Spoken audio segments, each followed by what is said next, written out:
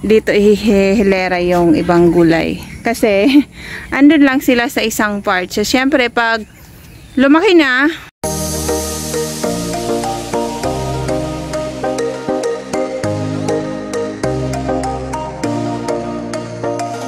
tatanggalin nga pala ni Habi itong isang part ng pinagtaniman namin dati ng upo. Kasi, dito namin ilalagay yung talong. Kasi yung ano neto, anong tawag neto, mahal? Yung pinaka kawad niya, ayan. Bob wire kasi yan. So, pag isinabit is hindi siya dadaos-dos.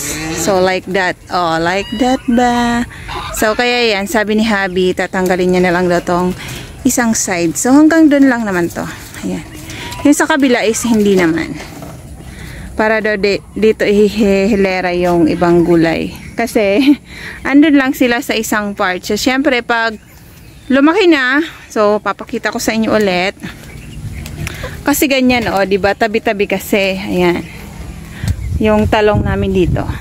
Ayan.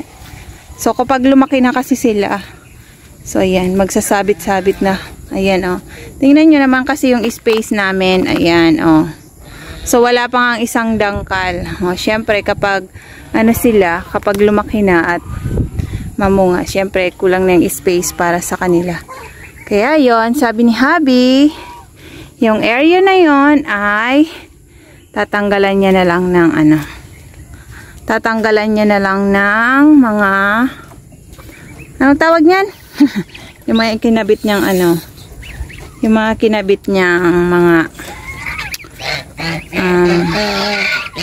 mga tali. So, yan ang kanyang gagawin.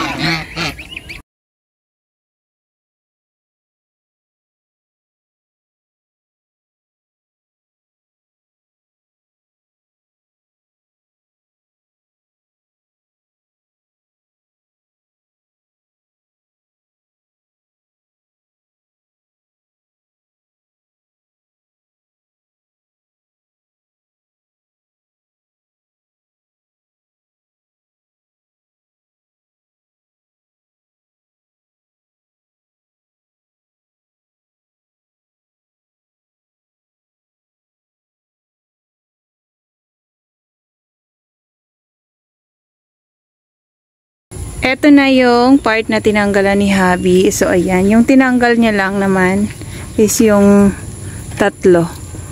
Pero yung the rest na hindi naman. Ito. So, hindi niya naman tinanggal yung 3 tali na sa baba. So, ganito kasi yung plano namin. So, ayan. Para yung space dito sa baba is magagamit namin. So, pwede siyang taniman ng kamatis o kaya naman ng okra. So, ayan.